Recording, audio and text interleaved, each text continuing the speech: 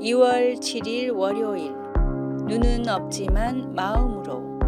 눈 없이 태어난 골든 리트리버 한 마리가 힐링견으로 재탄생해 사람들에게 잔잔한 감동을 준 이야기가 있습니다. 많은 이에게 감동을 선사한 힐링견은 캐나다 스토프빌에 사는 스마일리. 스마일리는 태어날 때 눈이 없었고 외소증 장애까지 갖고 있어 안락사 대상이었다고 합니다. 극적으로 새로운 주인을 만났지만 처음에는 사람들을 피해 구석이나 테이블 밑에서 웅크리고 있었습니다. 하지만 주인의 사랑은 스마일리의 마음을 열게 했고 교감 능력이 탁월함을 알고 치료견 훈련을 받게 됩니다. 치료견이 된 스마일리는 장애인 시설, 양로원, 요양원 등을 방문해 행복을 전하고 있습니다.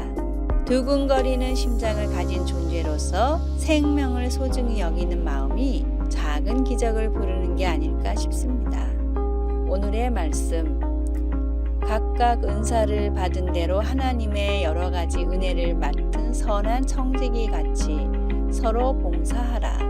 베드로전서 4장 10절. 오늘의 찬송 213장 나의 생명 드리니. 오늘의 만나.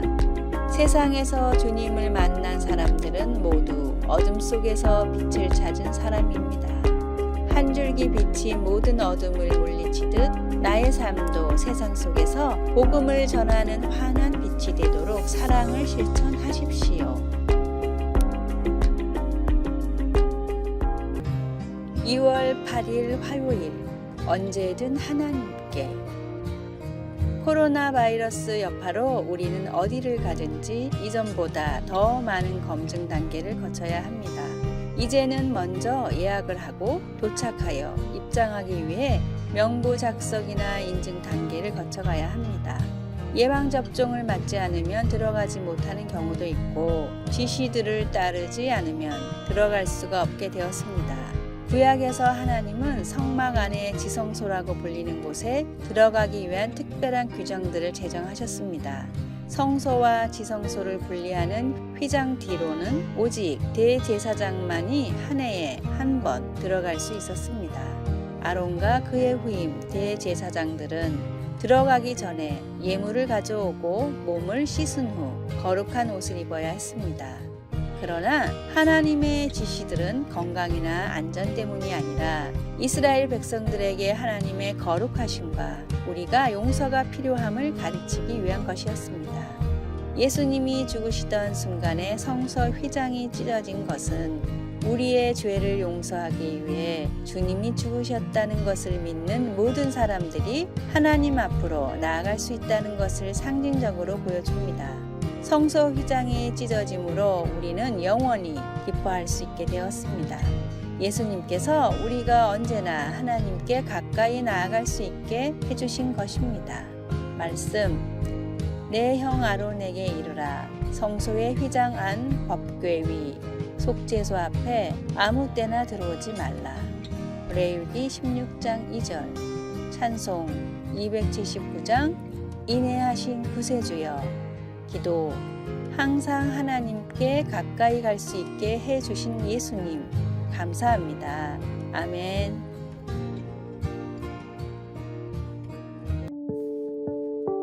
(2월 9일) 수요일. 86,400이라는 숫자. 매일 당신에게 86,400원을 입금해주는 은행이 있다고 상상해 보세요. 그러나 당일이 지나면 잔액이 남지 않습니다. 하루가 지나면 쓰지 못하고 남은 잔액은 없어져 버립니다. 당신이라면 어떻게 하시겠어요? 당연히 그날 모두 찾아야겠죠. 시간은 우리에게 마치 이런 은행과도 같습니다.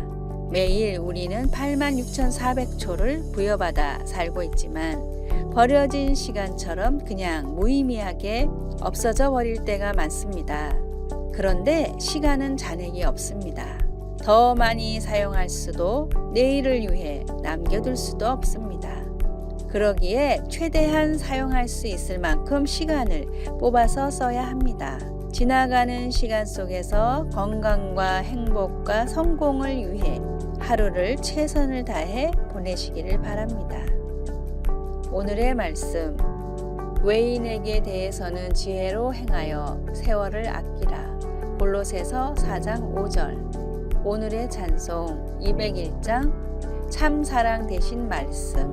오늘의 만나, 소중한 시간 더 낭비하기 전에 오늘은 사랑하는 가족들과 자녀들과 그동안 함께하지 못했던 시간들을 함께 해보는 건 어떨까요?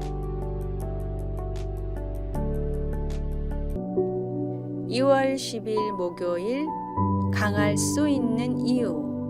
23주 만에 초미숙아로 태어난 갓난아기 세이비는 체중이 8.6온스 244g 밖에 되지 않았습니다.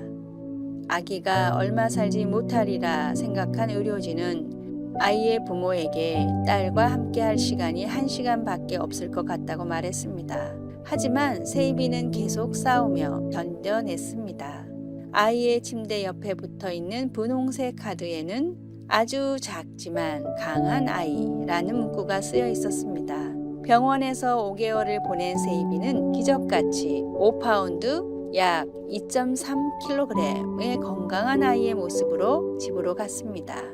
그리고 세계에서 가장 작게 태어나 생존한 아기로 기록되었습니다. 역경을 이겨낸 사람들의 이야기를 들으면 힘이 납니다. 성경에도 그런 이야기가 있습니다. 목동이었던 다윗은 자처에서 하나님을 모독하고 이스라엘을 위협한 거인 용사 골리앗과 맞섰습니다. 사울 왕은 다윗이 터무니없다고 생각했습니다. 내가 가서 저 블레셋 사람과 싸울 수 없으리니 너는 소년이요 그는 어려서부터 용사임이니라. 소년 다윗이 전장에 들어서자 골리앗은 다윗을 보고 나서 그가 다만 소년에 지나지 않는다는 것을 알았습니다. 그러나 다윗은 홀로 전투에 나서지 않았습니다. 그는 만군의 여호와의 이름 곧 이스라엘 군대의 하나님의 이름으로 나아갔습니다. 날이 저물었을 때 전투에서 승리한 다윗은 죽은 골리앗 위에 우뚝 서 있었습니다. 하나님께서 우리와 함께 하시면 아무리 큰 문제라도 두려워할 필요가 없습니다. 그분의 능력과 함께 할 때 우리 또한 강하기 때문입니다. 어떤 순간에 자신이 작고 하찮은 존재라고 느껴집니까? 엄청난 역경 가운데 하나님께서 함께 하셔서 힘을 주시는 것을 어떻게 알 수 있을까요? 말씀. 그 블레셋 사람이 둘러보다가 다윗을 보고 업신여기니 이는 그가 젊고 붉고 용모가 아름다움이라. 사무엘상 17장 42절. 찬송 356장 주 예수 이름 소리 높여. 기도. 내가 초라하게 느껴지거나 홀로 남겨져 앞이 보이지 않을지라도 하나님께서 저와 함께 계셔서 인도해 주실 것을 믿습니다. 하나님의 능력을 신뢰합니다. 아멘.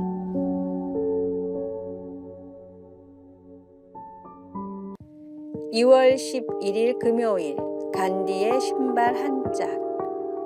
인도의 지도자 간디가 남아프리카에서 변호사로 일할 때 일입니다.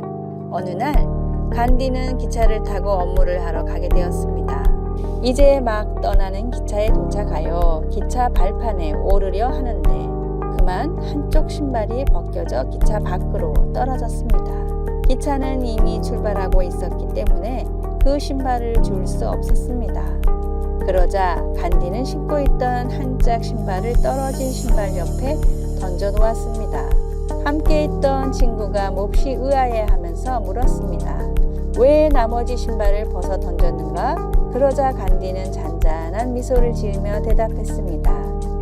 누군가 저 신발을 줍는다면 두 쪽이 다 있어야 신을 수 있지 않은가? 누군가에게 부족한 게 내게 있다면 기꺼이 내어줄 수 있는 따뜻한 마음이 그립습니다. 작은 것이라도 상대방을 배려하고 나누는 삶을 살아가길 바랍니다.